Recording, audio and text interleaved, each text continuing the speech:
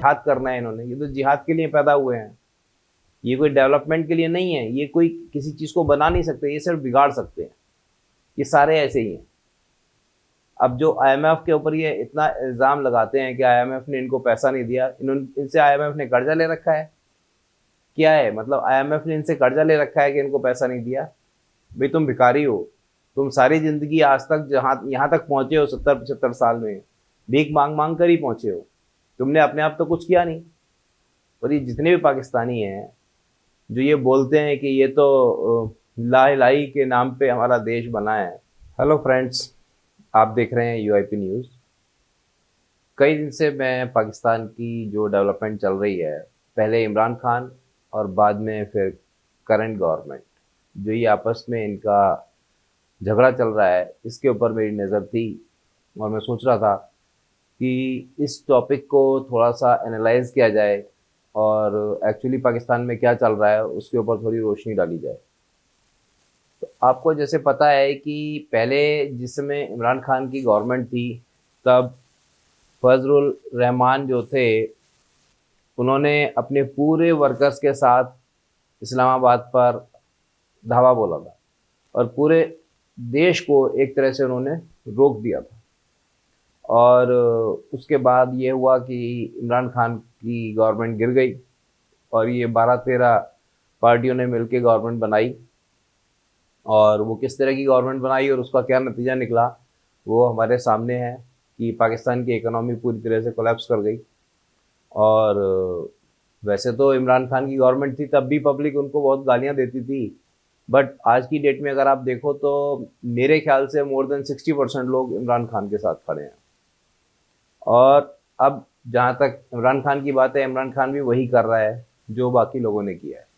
इमरान खान ने पूरे देश में आग लगा दी। कोई ऐसा इंस्टीट्यूशन नहीं छोड़ा जिसके ऊपर इल्ज़ाम ना लगाया हो, चाहे वो मिलिट्री हो, चाहे वो आईएसआई हो, चाहे वो करंट गवर्नमेंट के दूसरे गवर्नमेंट ऑफिशियल्स इंस्टीट्यूशंस हों। सबके साथ वही जो इमरान खान ने किया है। और जहाँ तक इमरान खान के ऊपर जो जिस तरह के कहना चाहिए करप्शन के चार्जेस लगे हैं, उनमें भी कोई ऐसा तो है नहीं कि कोई झूठ है। वो करप्शन एक्चुअली किया है और ये तो पाकिस्तान की कहना चाहिए उनके डीएनए में ही है। ऐसा कोई पाकिस्तानी नहीं होगा जिसने कोई करप्शन ना किया हो। और जिसको जितना मौका मिलता है वो उतना ज़्यादा करप्शन करता है। तो अभी स्थिति ये है पाकिस्तान की कि फजलुर रहमान वर्क जो है, उन्होंने अपने सारे पीडीएम के जो कार्यकर्ता हैं उनको बोला है कि भाई सुप्रीम कोर्ट के ऊपर आप चढ़ाई कर दो, क्योंकि सुप्रीम कोर्ट ने इमरान खान को बेल दे दी थी इस बात को लेकर। तो मेरे को ऐसा लग रहा है कि जो आज की डेट में पाकिस्तान में जो पोजीशन है, जो हालात हैं पाकिस्तान में, पाकिस्तान से प्यार करने वाले लोग नहीं रहते। आप अपनी ही इंस्टीट्यूशंस को जला रहे हो, आप अपनी ही बिल्डिंग्स जला रहे हो। और जिसको आप हमेशा बोलते हो जिन्ना साहब और फलां और दिमाग और दुनिया भर की बातें करते हो, उसी की सारी चीज़ें जो रखी थी उस घर में, उसमें जाकर इमरान खान के सपोर्टर्स ने आग लगा दी। तो आप किस तरह की बात करते हो? तो मुझे तो लगता नहीं कि आज की डेट में पाकिस्तान में कोई भी ऐसा बंदा है जो पाकिस्तान से प्यार करता है। हर आदमी को अपनी चिंता है। दूसरी तरफ इमरान खान ये ब्लेम कर रहे हैं आर्मी पर कि उनको मारने की कोशिश की जा रही है। तो ये कोई बड़ी बात नहीं है, हो सकता है कोशिश की जा रही हो, क्योंकि इमरान खान ने जितना परेशान किया है, जितना नाम ले लेकर सब लोगों को परेशान किया है, तो अगर कोई इनको मरवा दे तो पाकिस्तान में तो ये बहुत नॉर्मल है। तो आज की स्थिति जो पाकिस्तान की बनी हुई है वो बहुत डेंजरस है। और ये सराउंडिंग में जो उनके नेबरिंग कंट्रीज़ हैं उनके लिए भी बहुत डेंजरस है। अब हम बात करते हैं इकोनॉमिक क्राइसिस की, कि इकोनॉमिक क्राइसिस से ये कैसे बाहर आ सकते हैं। गवर्नमेंट बोलती है कि भाई हमारे पास इलेक्शन कराने के लिए पैसे नहीं है। बात भी ठीक है, क्योंकि जिस तरह से नंगे भूखे लोग हैं उस तरह से तो इनके पास पैसे हो ही नहीं सकते। जहाँ की पब्लिक ये बोलती हो कि हमारा इस्लाम पहले और हमारा देश बाद में है, तो वहाँ का तो हाल यही होना है। और क्या आप उम्मीद करोगे इनसे? क्या आप, इनका तो एक ही है कि भाई जिहाद करना है इन्होंने, ये तो जिहाद के लिए पैदा हुए हैं। ये कोई डेवलपमेंट के लिए नहीं है, ये कोई किसी चीज़ को बना नहीं सकते, ये सिर्फ बिगाड़ सकते हैं। ये सारे ऐसे ही हैं। अब जो आईएमएफ के ऊपर ये इतना इल्ज़ाम लगाते हैं कि आईएमएफ ने इनको पैसा नहीं दिया, इनसे आईएमएफ ने कर्जा ले रखा है, क्या है मतलब आईएमएफ ने इनसे कर्जा ले रखा है कि इनको पैसा नहीं दिया? भाई तुम भिखारी हो, तुम सारी जिंदगी आज तक जहाँ यहाँ तक पहुंचे हो 70-75 साल में भीख मांग मांग कर ही पहुंचे हो, तुमने अपने आप तो कुछ किया नहीं। और ये जितने भी पाकिस्तानी हैं जो ये बोलते हैं कि ये तो ला इलाही के नाम पे हमारा देश बना है, अरे तुमने बनने ही नहीं दिया अपने देश को। तुम धर्मांध हो। जो लोग 5 समय की नमाज पढ़ते हो, जिनके पास इतना समय है कि नमाज पढ़ने के लिए, जिनके पास काम करने के लिए समय नहीं है, नमाज पढ़ने के लिए समय है, मस्जिदों में जाने के लिए समय है, अरे तुम काम कब करोगे? तुम सारे टाइम तो मस्जिदों में बैठे रहते हो। तुमने उस चाइनीज को पकड़ लिया क्योंकि उसने टोक दिया कि भाई मैं तुम्हें पैसे दे रहा हूं तो तुम अपना टाइमली काम करो। जो आदमी तुम्हें पैसे देगा वो तो चाहेगा ना कि तुमसे 8 घंटे काम कराए। तुमने उसको पकड़ के और जेल में डाल दिया। उस चाइना का बंदा जो चाइना तुम्हारी रोजी रोटी का इंतजाम कर रहा है। तुम लोग किसी के भले नहीं हो, तुम अपने भी नहीं हो। तुम सारे लोग सिर्फ और सिर्फ लूट के खाने वाले हो। तुम सब मिलके इस पाकिस्तान को लूट के खा जाओगे, ये हमें पता है। और इसके अलावा तुम्हारा कोई और एजेंडा है नहीं। हाँ ये है कि अगर तुम इलेक्शन करते हो, इलेक्शन करने के बाद ये भी मुझे जहाँ तक उम्मीद है कि ये इमरान खान की गवर्नमेंट आएगी। तो इमरान खान की गवर्नमेंट आने के बाद एक स्टेबिलिटी मिल सकती है पाकिस्तान को, क्योंकि स्टेबल गवर्नमेंट होगी, मेजोरिटी के साथ गवर्नमेंट आएगी, तो आईएमएफ पैसा देगा। आईएमएफ इस तरह से पैसा नहीं देगा कि आप 13 डकैत बैठे हो सेंटर में और आईएमएफ जो पैसा दे उस पैसे को आप बंदर बांट करो, इसलिए आईएमएफ आपको पैसा नहीं दे रहा है। अगर आपको वाकई आईएमएफ से पैसा चाहिए तो आप इलेक्शन कराओ और जो भी इलेक्शन जीते वो एक स्टेबल गवर्नमेंट बनाए और उसके बाद में ही आईएमएफ आपको फंडिंग करेगा। इससे पहले कोई उम्मीद मत करना। और रही बात ये कि हर चीज़ में आपको लगता है कि इंडिया का हाथ है, इंडिया का हाथ है, इंडिया के पास इतना टाइम ही नहीं है कि वो आपके बारे में सोचे। हाँ ये ज़रूर है कि इंडियन गवर्नमेंट, करंट गवर्नमेंट की ये पूरी कोशिश है कि आपको इकोनॉमिकली इतना वीक कर दिया जाए कि आप कभी इंडिया के आगे सिर उठा ही ना सको। क्योंकि आपका जो आतंकवादी संगठन हैं उनका गर्दन पकड़ के उनको बिल्कुल बर्बाद करने के लिए ये बहुत ज़रूरी है कि आपका देश इकोनॉमिकली बहुत ज़्यादा वीक हो।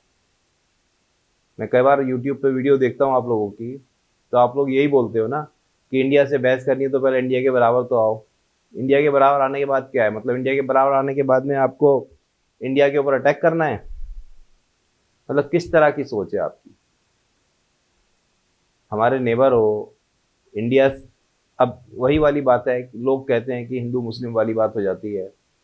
तुम लोगों ने मुसलमान सारे अपने एक कंट्री की तुमने डिमांड की कि भाई हमें ला इलाहा इल्लल्लाह, जो भी तुम लोग बोलते हो, मुझे पता नहीं क्या बोलते हो, उसके नाम पर तुमने एक देश बनाया। तुम अपने सगे चचा तहरे भाई और उनको यहाँ छोड़ गए, हमारी मुकदमा जान को, जो हमारे देश को बर्बाद करने पे लगे हुए हैं। इनको भी साथ ले जाते, हमारी तो जान बच जाती। हम इन लोगों की वजह से एटम बॉम्ब पे बैठे हुए हैं, आग के गोले पे बैठे हुए हैं। हमारे देश का जो ये पीछे खींच रहे हैं हमारे देश को, इनको भी साथ ले जाओ, इनको भी 5 वक्त की नमाज पढ़ाओ।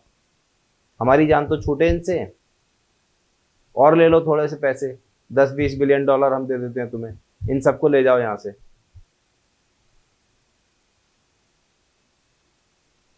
क्या बताएं, बहुत बुरी हालत है आपकी। और जो इंडिया के मुस्लिम्स हैं वो इंडिया की टांग खींचने में लगे हुए हैं, और जो पाकिस्तान के मुस्लिम हैं वो पाकिस्तान की टांग खींचने में लगे हुए हैं। आप लोगों का सिर्फ एक ही एजेंडा है कि आपने जिहाद करना है। तो भाई हमें तो माफ़ करो, जहाँ जाना है आपको जिहाद करो। वैसे तो सारे वर्ल्ड में आपने जिहाद किया है, ऐसा कोई सुखी देश नहीं छोड़ा जहाँ पर आपने जाके जिहाद नहीं किया है। बड़े बड़े European countries, America, Australia, Sweden, किसी भी बड़े कंट्री का, यूके, जहाँ भी आप लोग जाते हो वहीं बर्बाद करते हो। मुझे याद आ रही है गुरु नानक देव की एक स्टोरी छोटी सी, कि वो जगह जगह जाते थे घूमने के लिए, और वो जहाँ भी जाते थे तो वो वहाँ के लोगों को बोलते थे कि तुम कभी एक जगह टिक कर ना रह सको, तो जो उनके चेले थे वो सोचते थे कि ये इनके साथ इन्होंने इतना अच्छा व्यवहार किया, इतने अच्छे लोग थे गांव के, फिर भी इन्होंने इनको बद्दुआ दी। फिर वो चलते चलते एक ऐसे गांव में गए जिन लोगों ने गुरु नानक देव के साथ बहुत बुरा व्यवहार किया, बहुत गंदा व्यवहार किया।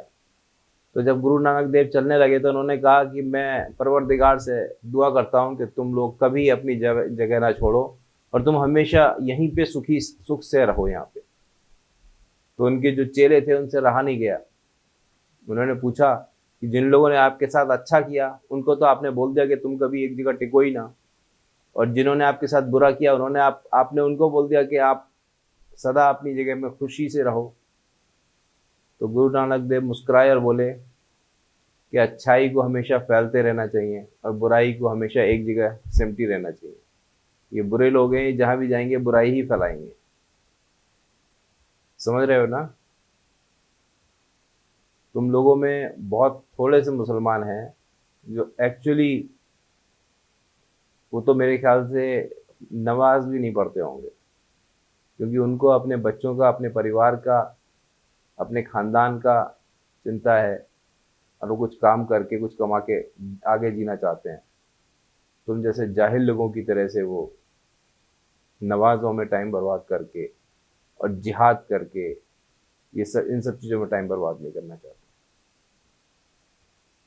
आप लोगों को ये वीडियो बहुत बुरी लगेगी, मैं जानता हूँ, क्योंकि ये कम्युनिटी के खिलाफ है, बट क्या करें, आप लोगों ने बोलने पे मजबूर कर दिया।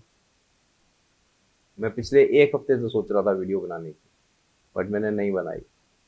मैं बहुत कंट्रोल कर रहा था, बट जब आपका देखा कि ये सुप्रीम कोर्ट पाकिस्तान के ऊपर आप लोगों ने अटैक किया, तो मुझे लगा कि नहीं, इन लोगों को इनको आईना दिखाना ज़रूरी है।